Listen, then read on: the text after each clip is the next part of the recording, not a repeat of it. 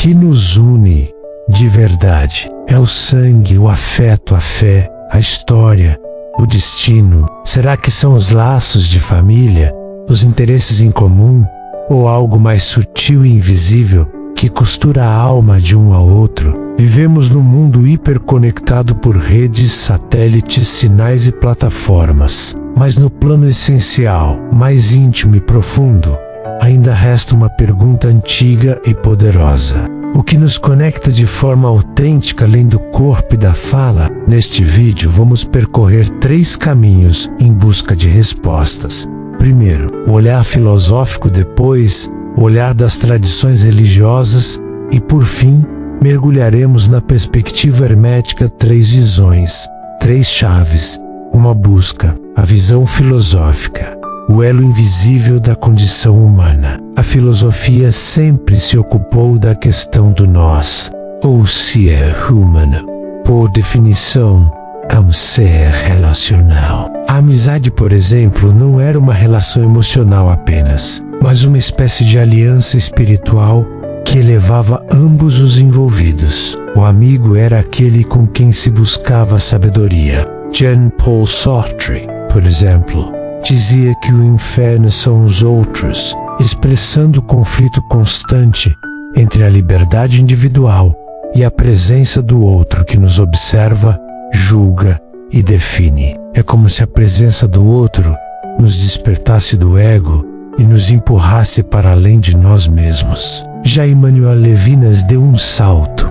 Para ele, o rosto do outro é uma convocação ética. Ver o outro é reconhecer sua vulnerabilidade, sua humanidade e responder por ela. Desde Aristóteles, soubemos que somos animais políticos, ou seja, destinados a viver em comunidade interagindo e formando vínculos. Segundo o mito contado por Aristófanes, no princípio, éramos seres inteiros, redondos, com 2 rostos e 4 braços.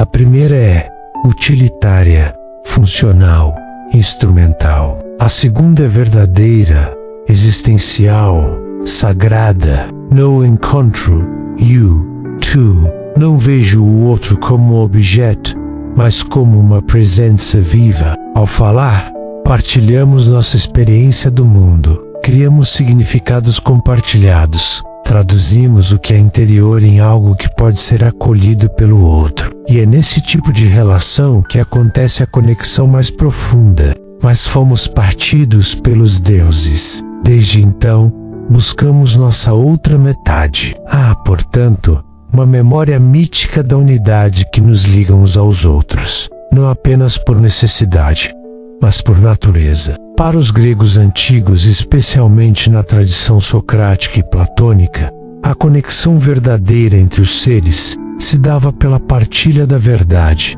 da beleza e da virtude. Platão, em seu diálogo O Banquete, vai ainda mais longe. Ele descreve o amor como a força que nos impulsiona a buscar a completude perdida, o reencontro com aquilo que nos falta. Os estoicos, outra escola filosófica marcante, defendiam a ideia de que todos os seres humanos são membros de uma mesma comunidade universal. O filósofo Byung-Chul Han, por exemplo, critica a superficialidade dos vínculos modernos, muitas vezes baseados em performance e imagem. Para ele, vivemos uma era de comunicação sem comunidade, onde todos falam, mas poucos realmente escutam e se tocam. Para eles, há uma razão cósmica menos o logos que organiza o universo e está presente em cada um de nós. Assim, a conexão entre as pessoas é natural, racional e ética. Ignorar esse elo seria viver contra a ordem do mundo. Mais tarde, os filósofos modernos também refletiram sobre os vínculos humanos, mas com outras lentes. Na visão de Levinas, a conexão com o outro é um chamado à responsabilidade, não por obrigação, mas por reconhecimento. Martin Buber, filósofo judeu do século XX, propôs uma distinção profunda entre 2 tipos de relação: a relação eu-isso e a relação eu-tu. A filosofia nos ensina que não somos ilhas, somos arquipélagos. E entre cada um de nós há pontes invisíveis, feitas de linguagem, ética, memória, cuidado e também desejo. Somos seres de relação. E talvez o que nos conecta, antes de tudo, seja o reconhecimento de que precisamos uns dos outros para sermos plenamente humanos. A linguagem é outra ponte fundamental. Wittgenstein dizia que os limites da minha linguagem são os limites do meu mundo. Por isso, nos conectamos pelas palavras, mas também pelo silêncio que compreende, pelo olhar que não julga, pela escuta que acolhe, pelo tempo partilhado. Também há filósofos contemporâneos que estudam as chamadas redes de afeto, solidariedade e pertencimento como formas profundas de conexão. Então, a filosofia oferece uma lente poderosa. O que nos conecta é a condição compartilhada de existir. É o fato de que somos finitos, frágeis, desejantes e incompletos. E por isso buscamos companhia, sentido, escuta e cuidado. Mas será que isso basta para explicar a força de certos vínculos? Será que há algo além da ética, da linguagem, da filosofia do amor que une os seres humanos? Talvez as tradições religiosas tragam outras respostas. Respostas mais antigas, talvez, mais simbólicas, mais misteriosas, mais devocionais. E é por aí que vamos agora, na próxima parte. Se você está gostando dessa jornada, lembre-se de curtir o vídeo. Isso ajuda o canal a alcançar mais buscadores e buscadoras como você. E na próxima parte, vamos explorar como as grandes religiões do mundo entendem o que realmente nos conecta uns aos outros. E por fim, mergulhar na visão do hermetismo, onde tudo vibra, ressoa e se entrelaça no uno.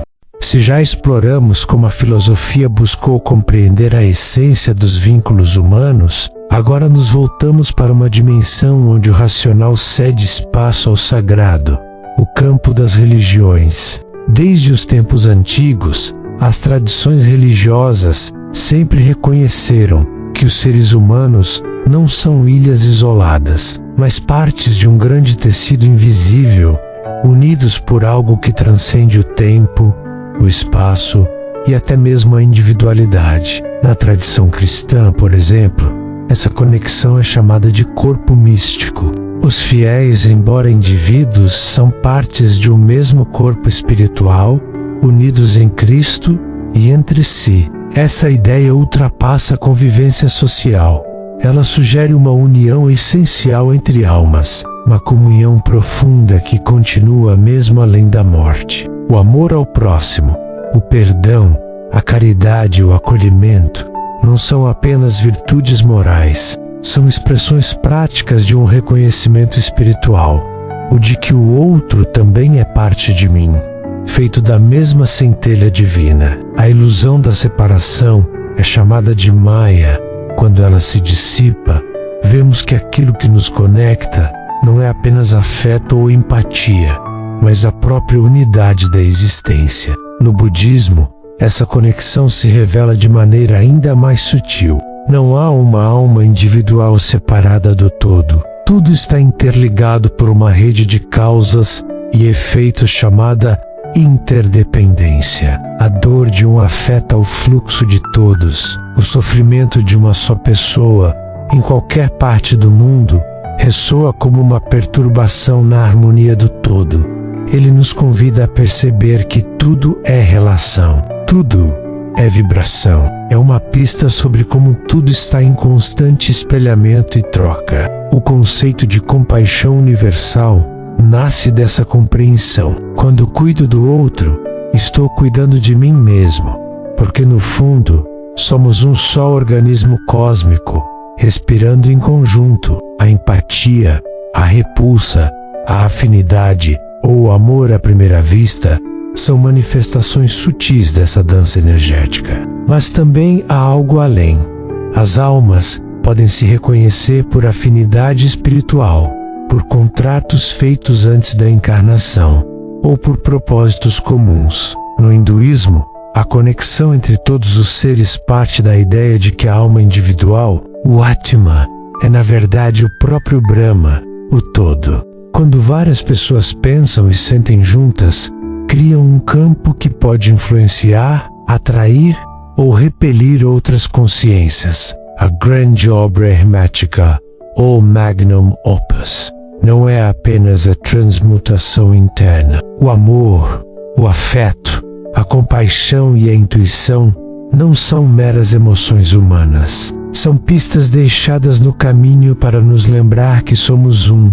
Não é só a cultura, nem só os afetos. É a redescoberta da origem comum de todas as coisas. Cada um de nós é um ponto de consciência interligado a uma teia maior de energia, consciência e significado. E mesmo nas tradições indígenas, tribais e ancestrais, há uma percepção clara de pertencimento ao coletivo. O clã, a aldeia, a terra, os ancestrais e os espíritos formam uma teia viva, onde tudo se influencia e se comunica. Nas religiões, portanto, o que nos conecta é a própria essência do sagrado que vive em todos nós. Um fio invisível, mas indestrutível. Inscreva-se no canal Caminho da Lua, ative o sininho e compartilhe esse vídeo com alguém que mora no seu coração. Mas há ainda uma terceira via de compreensão. Uma via simbólica,